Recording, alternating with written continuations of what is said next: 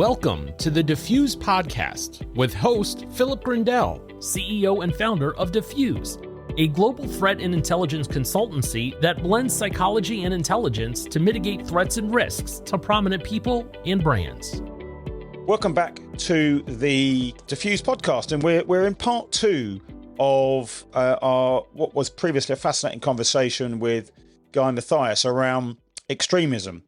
But if you didn't listen to the first one, then I would firstly suggest that you do, because it was a really fascinating discussion around the history, particularly the UK, the kind of 80s, 90s, 2000s, around domestic extremism, single issue extremism.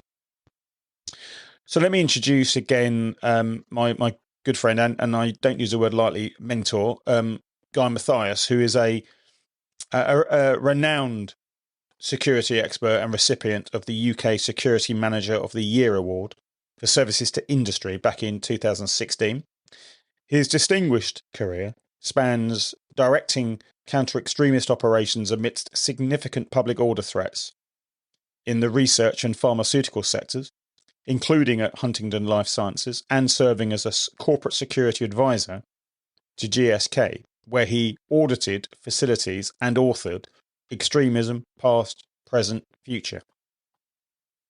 As chair of numerous prestigious organisations, including the UK Pharmaceutical Industry Security Forum, Food and Drink Security Association, and the Security Commonwealth, Guy has built vital relationships across the industrial, academic, police, and government sectors. A fellow of the Security Institute, where he served as the Validation Board Chair and Strategy Director, Guy now contributes to the Security Industry Authority's Strategic Forum on Public Protection Initiatives, and was recently appointed to the Risk and Security Management Forum Council in 2024. He hates the term, but I'm going to use it.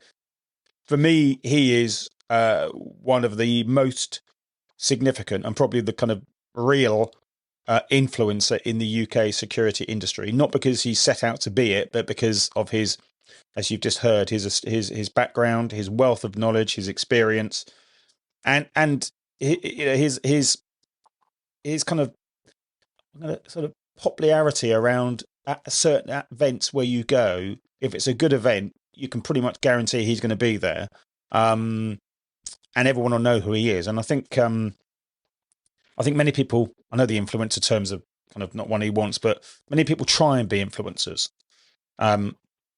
And I think in the modern age, that's kind of an industry in itself. But I think to be a real influencer, you just have to, it evolves. And Guy is certainly that.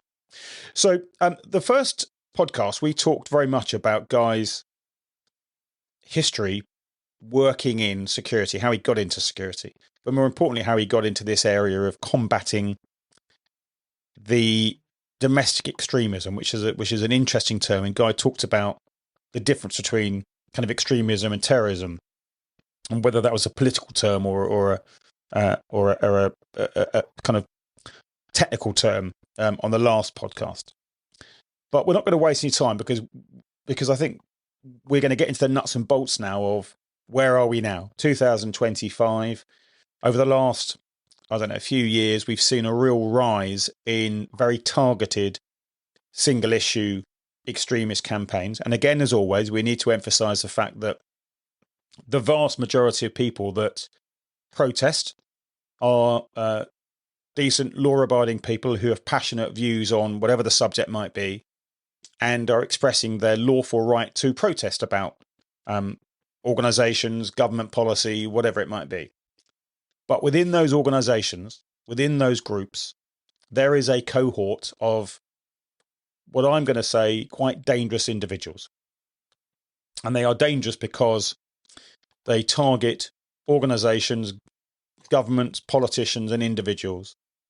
And they seek to cause reputational, financial, psychological, and in some cases, physical harm. And I know the debate is being on about, are they terrorists? Well, I think in my view, they are terrorists. But that's up to other people to have different views. So, Guy, welcome back. Thank you for coming back. We talked last time around the history and some of the complex issues around around the intelligence picture, around the funding, the professionalism, the sophistication, the insider threat, the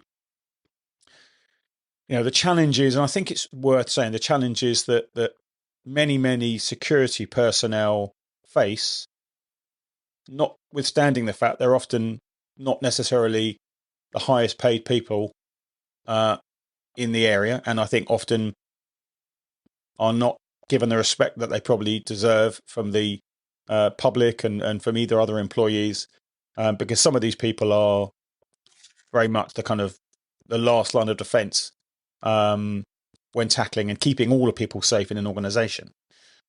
So, it seems to me what we've got is a climate now where the defense industry is being targeted.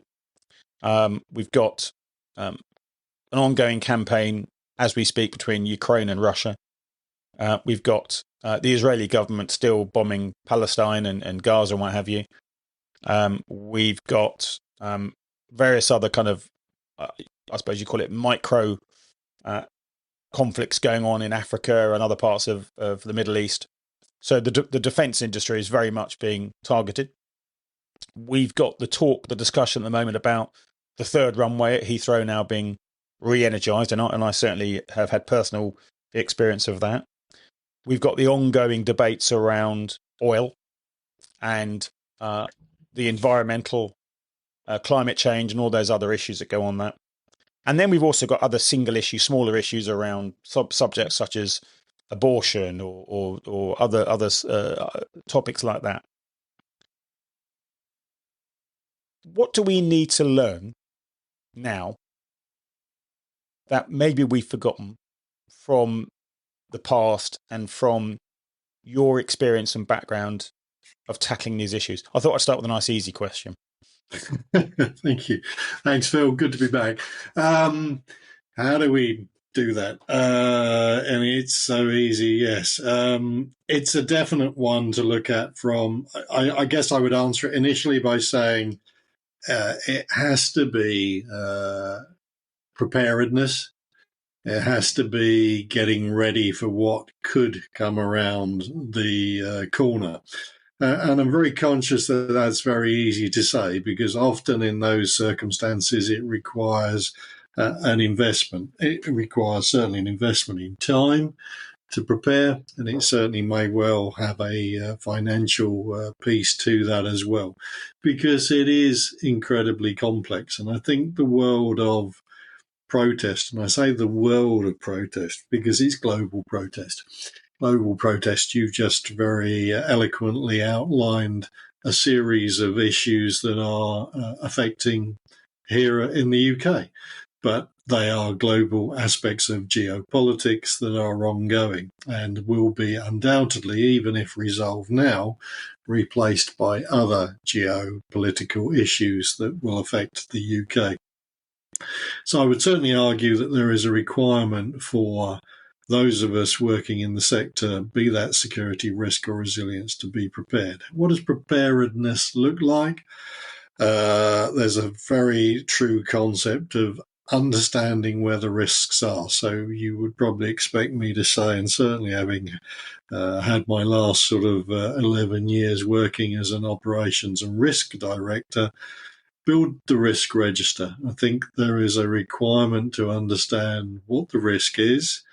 How do you capture those risks, identify those risks, calibrate and interpret those risks as well? So, yeah, risk register.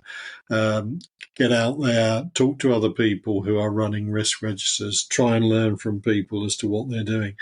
Be agile and nimble around those risk registers, because it will be very easy potentially to build up literally a 3-figure sum of risks. So in the ideal world, what's those top 10? What are the top 20? And when I talk about agile or agility, it's making sure that they are revisited. So in addition to the risk piece as well, there has to be a governance piece that you regulate the risk register that's in play for you as well.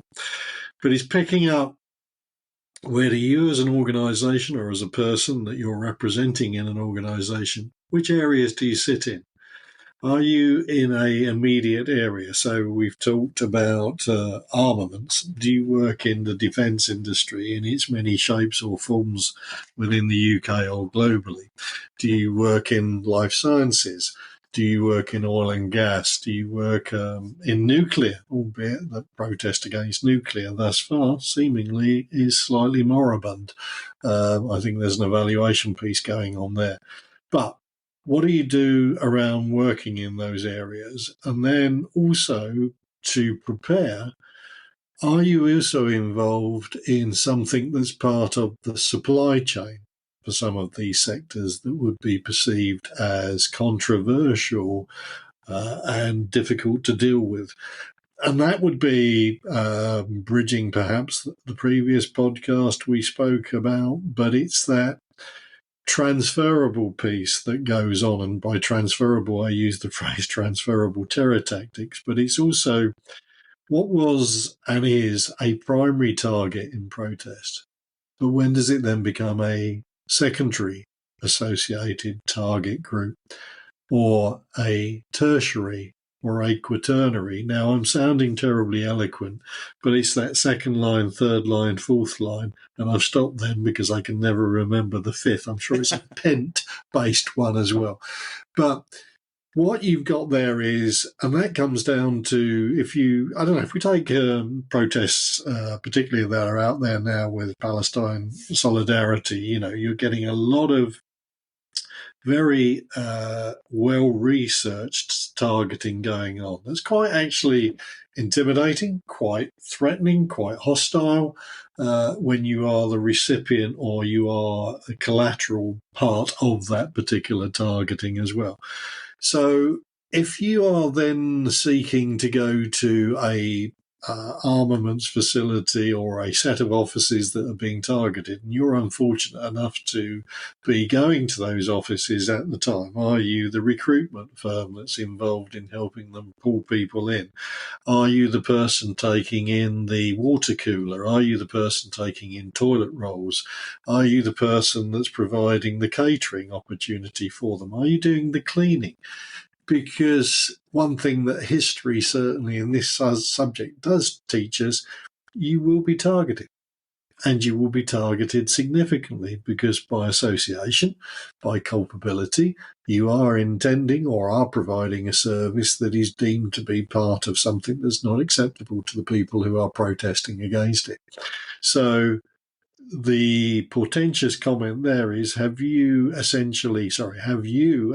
end user, let's call us the armaments organisation or the Office of Life Sciences, have you determined who are your service providers? What does your supply chain look like? What are you reliant upon that is an inconvenience? So if Philip and I doing this podcast are suddenly interrupted because our sandwiches can't be delivered because there's a Just Stop Oil protest going, or orange paint has been put over our prawn cocktail sandwiches, what are we doing to deal with that? That's okay, but then what are we doing if that person is attacked? Or what are we doing to secure the reputational damage that may well come from that?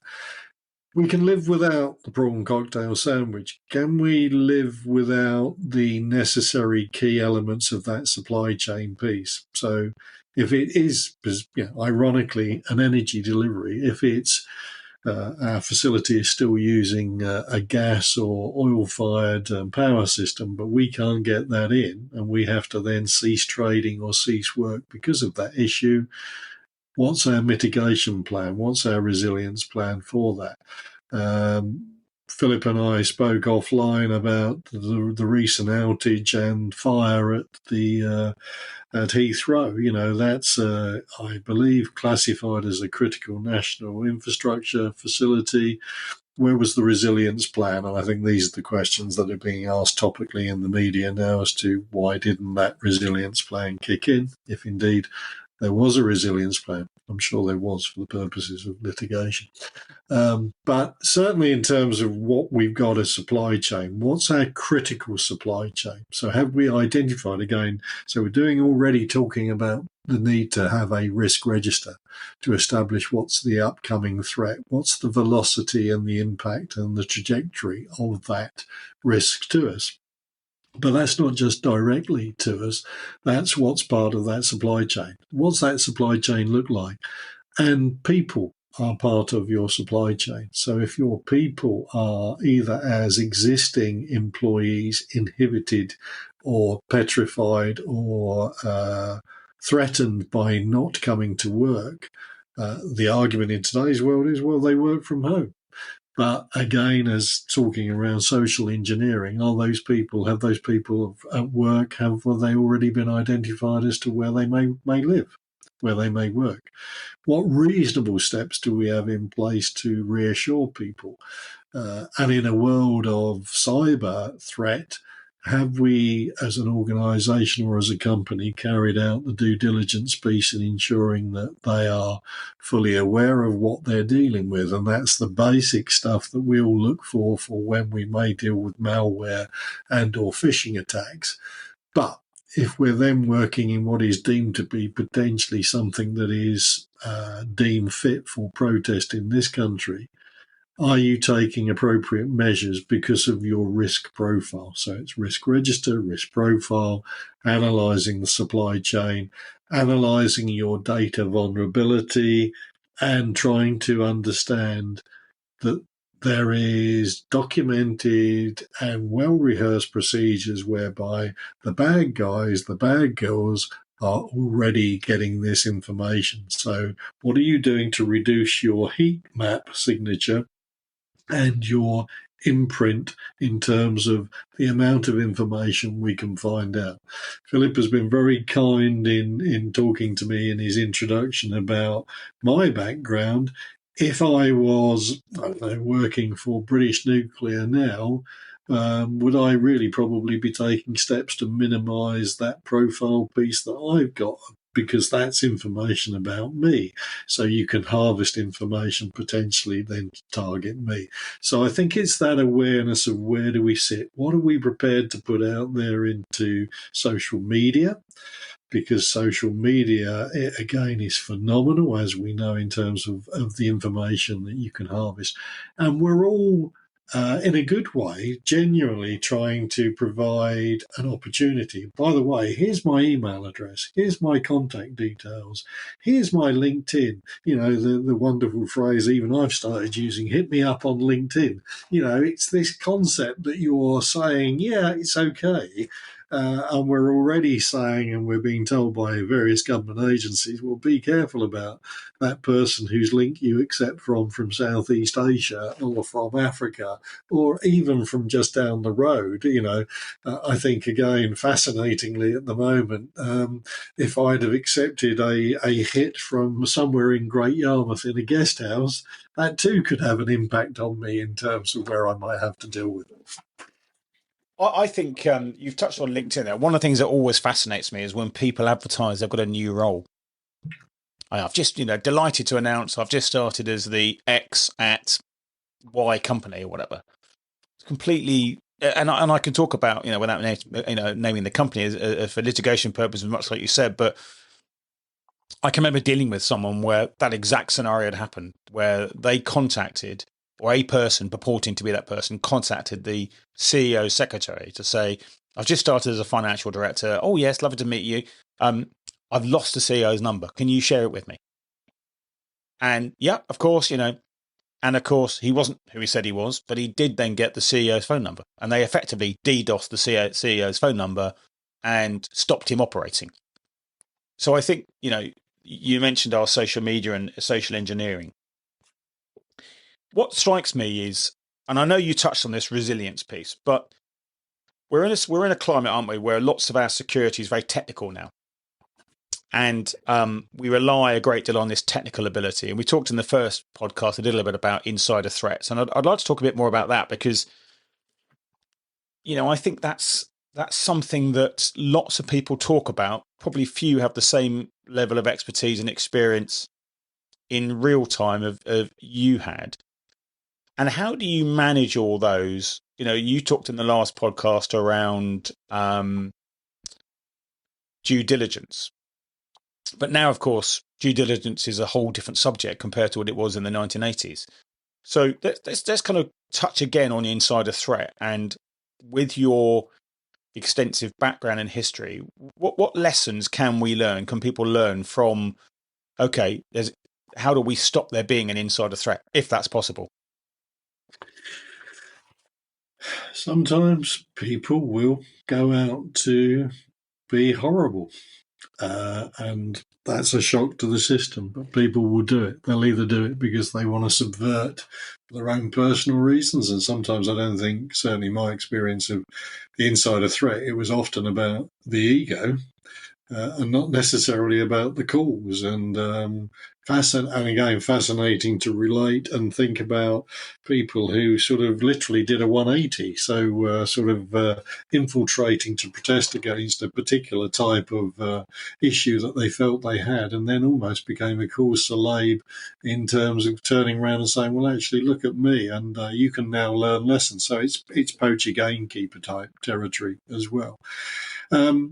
I think in today's world, and it's very interesting, again, having stepped out from a large corporate, and even if you look at sort of my role, and you pointed out about not naming, but I have to sort of name because we're supposed to be a security company. But if you think about some of the work I'm trying to do with Dardan as a strategic advisor, when you step into a very different sector that hasn't got the resource of large corporate, and I came from very large corporate, it's the challenge is, so what, I guess, sorry, Philip, I guess, what are you saying? What group are you working in? What size organisation are you working in? If it's a small entity or an SME, what's your resource? Again, what's the funding budget? Have you persuaded the CEO or the CFO what money you need to attribute to the budget? Where's your planning for the budget that goes into security, risk and resilience? So that should be part of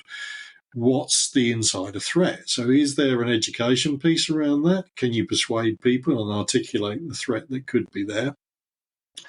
Who in those groups, whether it's small, medium or a large corporate or an organisation such as the military and policing, who has responsibility for dealing with the insider threat? Is there a step up for people to acknowledge that there is a phrase that is called the insider threat? And what, again, are people looking at to try and prepare against that as well? So all the things you would expect me to say are there. You know, it's to have a policy at the risk of being bureaucratic. Is there a policy for insider threat? Is there a policy for pre-employment screening? What's the standard that you're going to adhere to for a pre-employment screening perspective?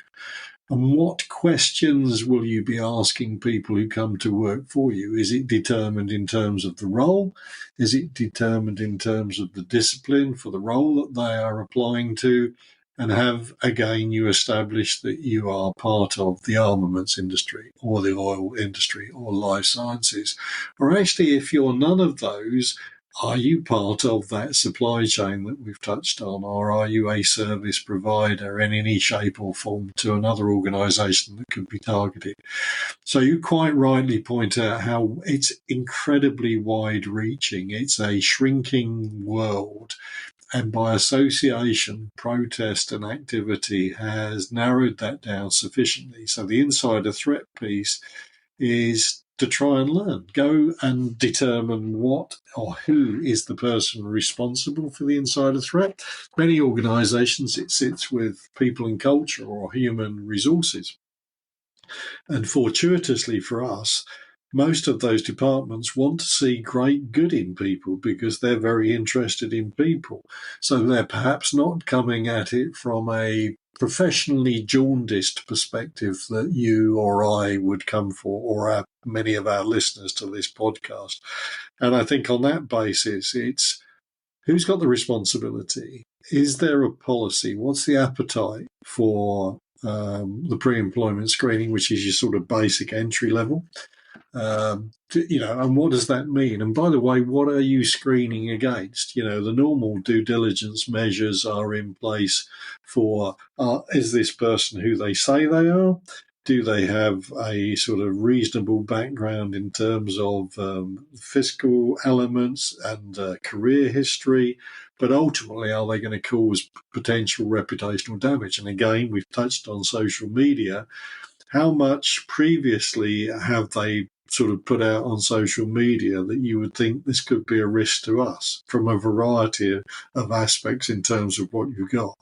So I think it's who's the responsible person, who's going to take on the onerous piece around being the person who pulls together a policy. And as I say, I would strongly advocate, I don't think it needs to be more than a one-pager, but there has to be a concept around what is an organisation going to do around its screening, and then the procedures can sort of follow from the policy.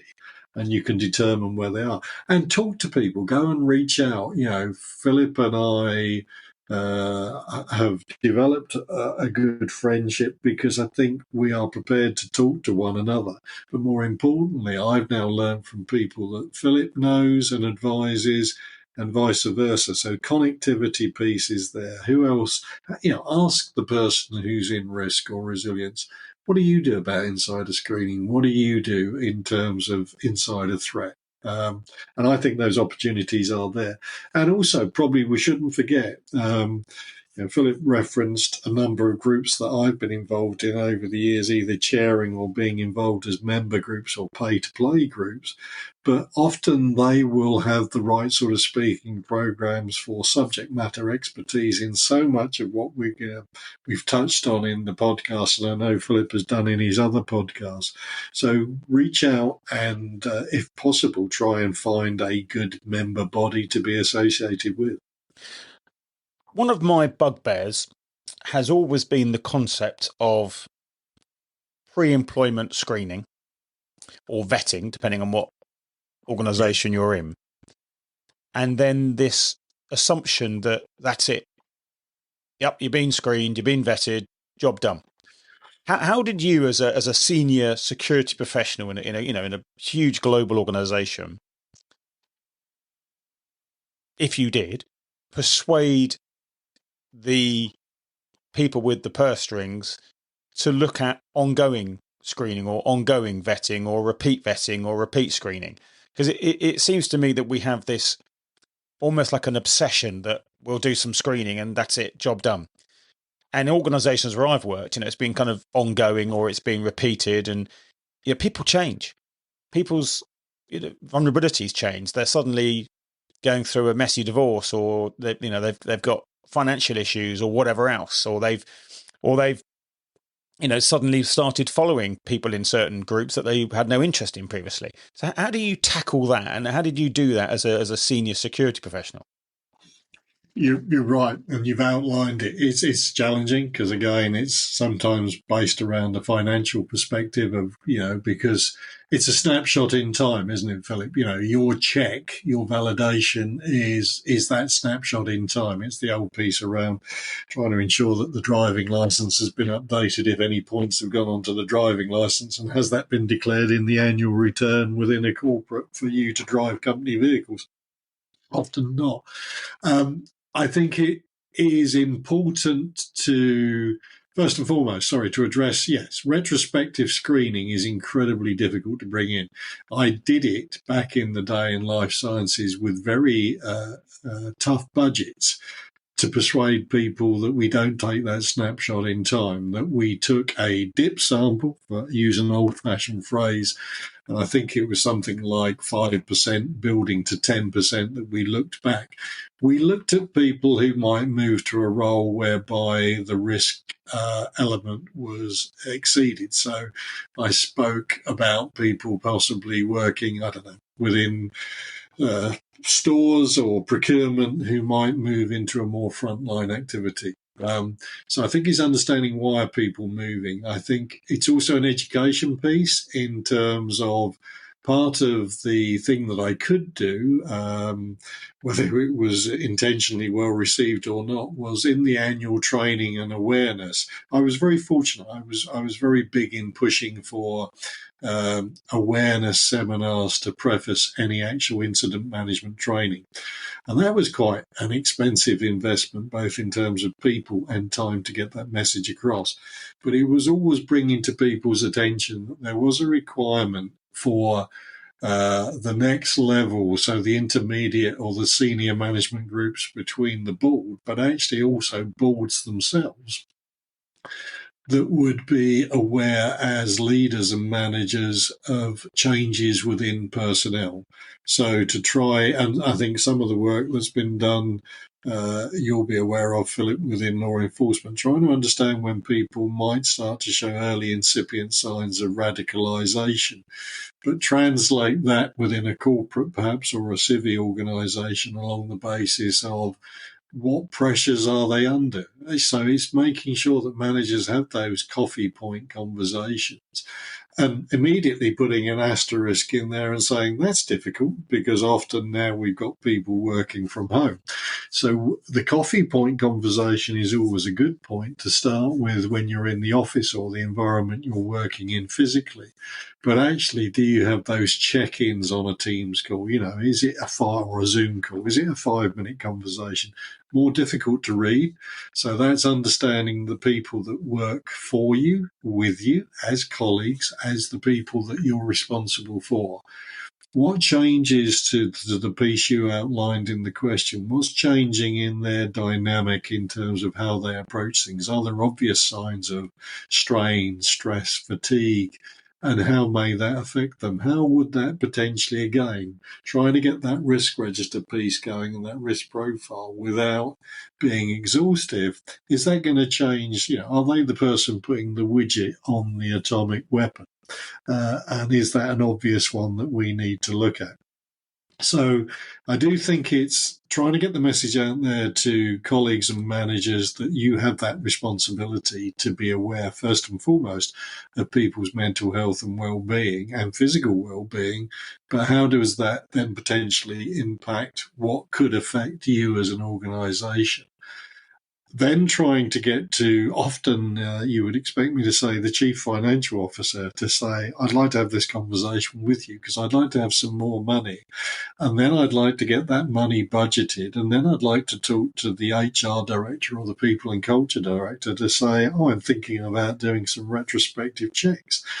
And also trying to advance the argument that says, you pay me to be, in a good way, your natural police person and cynic. I want to continue to do that for you in my role and responsibility, whilst at the same time engendering a belief that everybody is not who they say they are, and in the course of their employment may change the person narrative as to who they say they are, what they believe in, or what they may feel passionate about enough to potentially subvert and damage the very people that they work for. And we can also talk about disaffected actors, because disaffected actors, to your point, if I've been passed over, if I haven't had the pay review or the bonus review that I've had, and I'm working in a small firm in Louisville and saying, well, we produce widgets for the Albanian defence industry, I can compromise that, and that will teach them, won't it? Yeah, and that's a huge market in itself, isn't it? The kind of disaffected employee, or even the former employee who's been sacked. What about the next level when we're talking about, and I've dealt with these specifically around extremist groups who target the C-suite?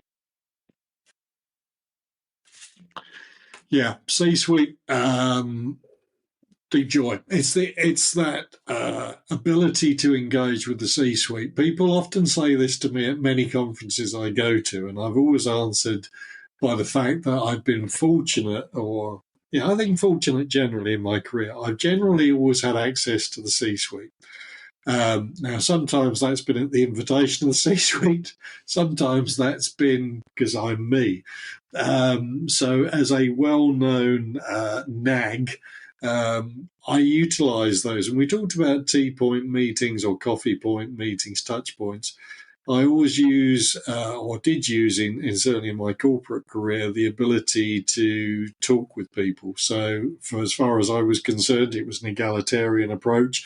We're all created equal, I believe, and we are all have the ability to talk to one another.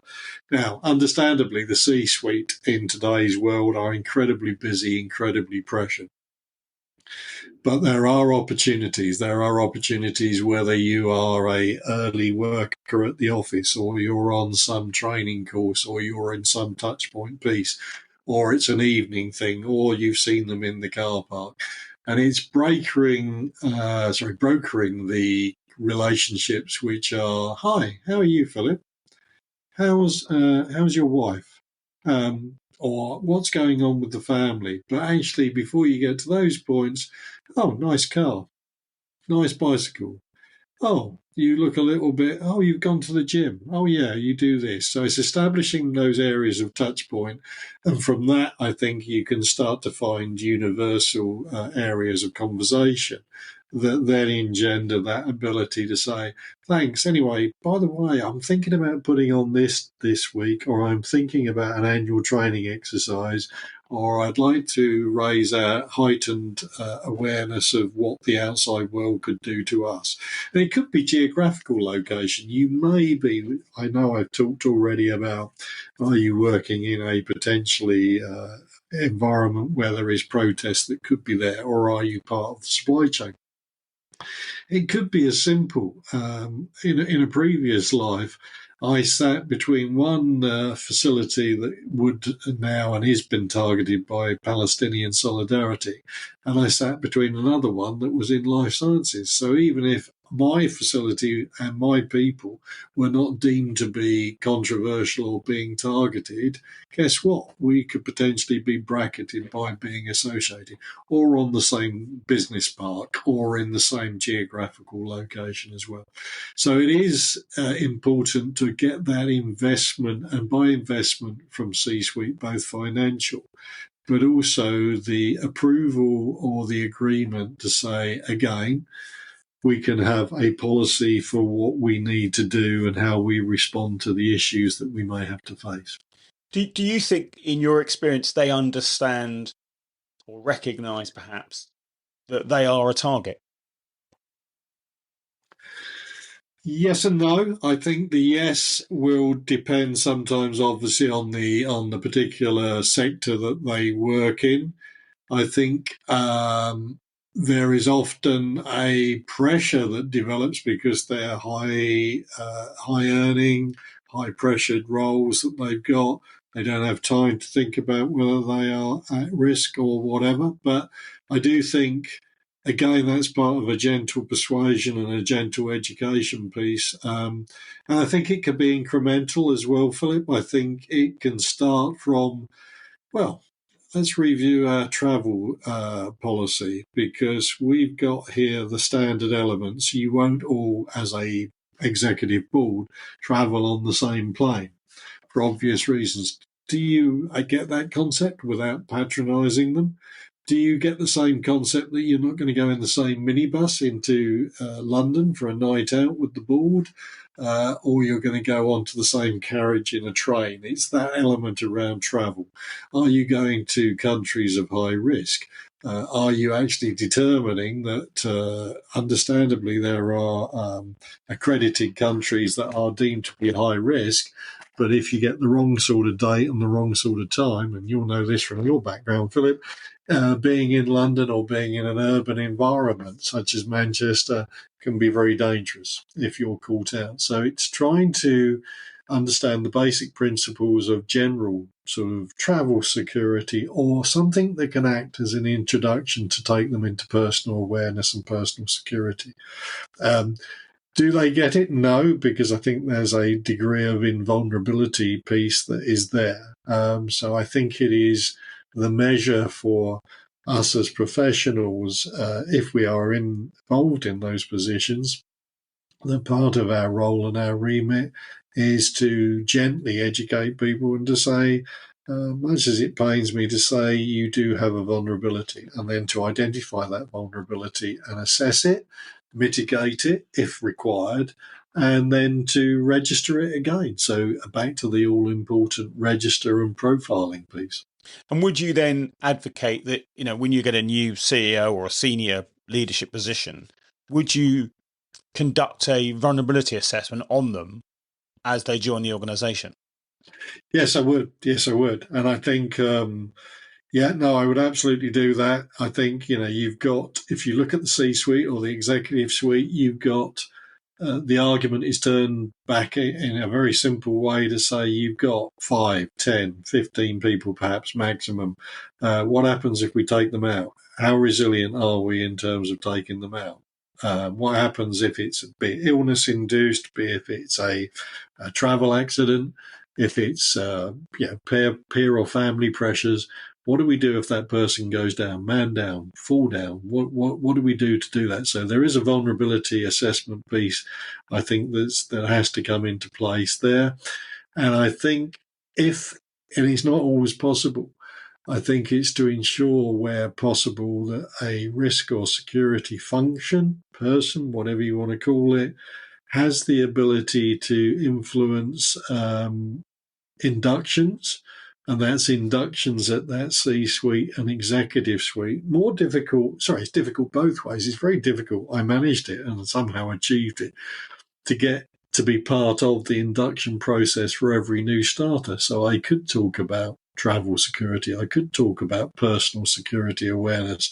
I could talk about some of the associated risks that I felt were part of then working for a multinational. So I'm okay. Yeah, lucky me, I was able to achieve that. But the bigger picture and the bigger challenge to your question is, could I persuade those E-suite people to do it? And even if there was resistance, or there is resistance formally to that, that then comes to me what is part of being a pretty reasonably good professional in doing this. You then take control of the narrative. You make the opening, you do the introduction, you broach the subject, and you deliver the subject awareness to that person, even if it's over a coffee. I could honestly sit here and chat with you all day long, as you know from our previous discussions, but we're going to have to draw to a close because time is against us. But I wondered, with all of your experience, and it's vast, and it's, it's kind of translated the introduction of our digital world that we now live in, and the internet and the sophistication that we use on social media and the vulnerabilities that causes, etc. I mean, I guess two questions. One is,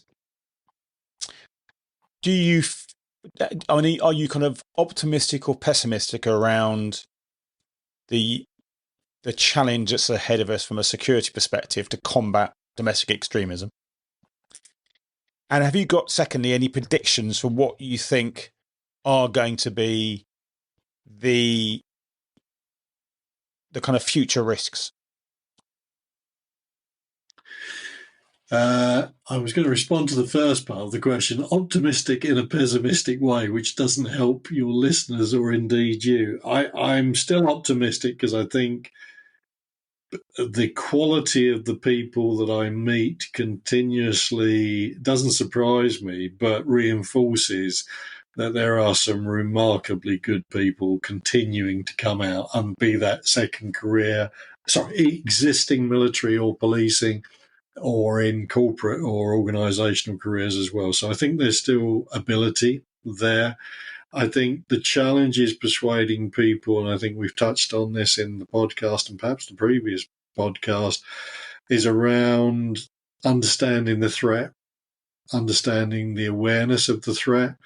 And I think conflicting and competing demands for resource, financially, we live in incredibly pressured and straitened times.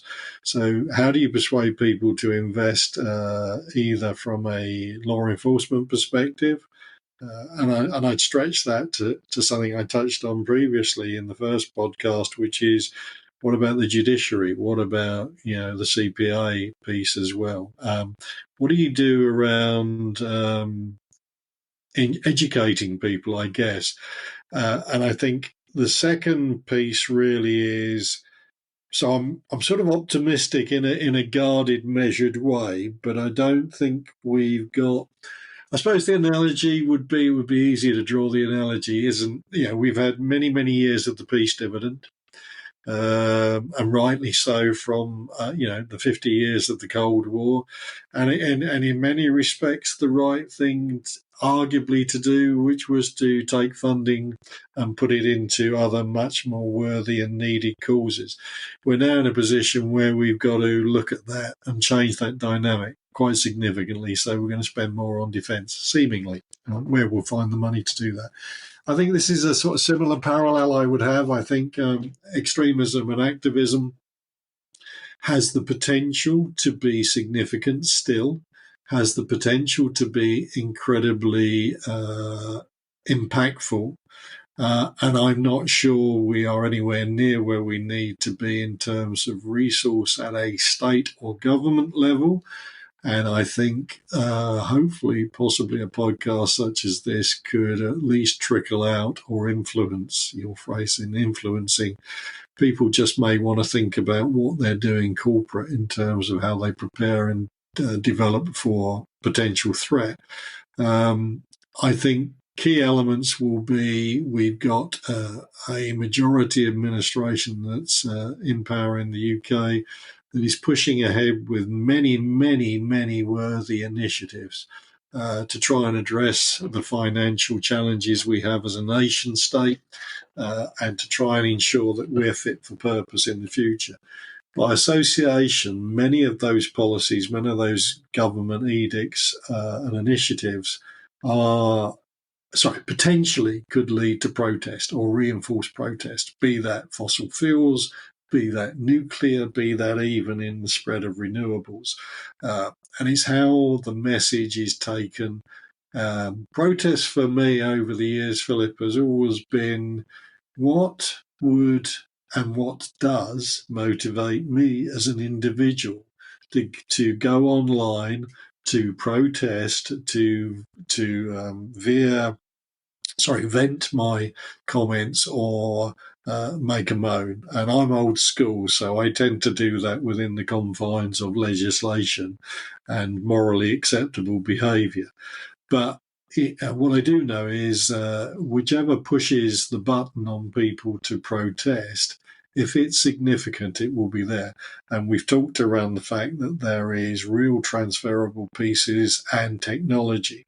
It's very easy now to build up and organise a protest group, to motivate people through influence and through social media, and to sometimes artificially change the boundaries of what's being put out there as information, and thus misinformation and disinformation.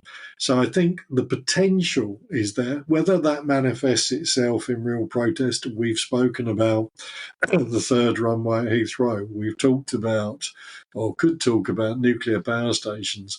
I'm talking to people across the piece here, and everybody's sort of sitting and waiting to see what could happen. There's been a lull in things like Just Stop Oil and fossil fuels, and there's been some reasonable tariffs of protest. But again, if you're giving reasonable tariffs and reasonable convictions, and in the meantime the prison system is saying, actually, we've got to cut those prison sentences, back to martyring, back to people prepared to go to prison. What ultimately are people going to do in terms of how they vote with their vote, and what do they do in the meantime to protest about what they don't like, whether it's the wind turbine or the solar farm in my back garden or the new road building program that's going to obliterate my blissful country idyll. And I think they are things that we can't answer, certainly I can't answer on this podcast, but I do think activism and extremism in the UK is poised, and it's a lovely get out for me because it's been poised and seems to have been poised for a number of years and could be. But I think for me as a professional in this world, the threat implication potential is still there, and it could manifest itself. So I would certainly say, this comes back to awareness, education of what the threat is. No difference there to anything that we all look at as professionals. Guy, thank you so much. That's been so educational and so relevant to what we're all facing, wherever we are, whether you're a security professional or otherwise. Before we conclude, my thanks obviously to Guy for A, his time, and B, his wisdom. Remember to subscribe to the podcast and review it if you can. If you haven't listened to part one, do, because it's a real fantastic history of what the threats are and why are they and how are they manifested. And then we've got lots of other podcasts of interest. A reminder to subscribe to our newsletter, Defuse News, which comes out every Monday morning. And I look forward to seeing you all again and hearing you again in the next podcast. But for now, Guy and Mathias, we will make sure that a Guy's LinkedIn profile, etc., are on the show notes. So if anyone wants to make contact with him, I would highly, highly, highly recommend, if anything in this conversation grabbed your attention or was making you think, actually, I need a conversation, get in touch with Guy, because he's a worthy consultant in this area. So for now, Guy, thank you very much. Thank you, Philip.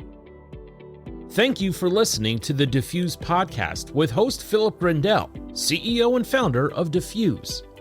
Please rate, review, and subscribe on your favorite podcasting platforms.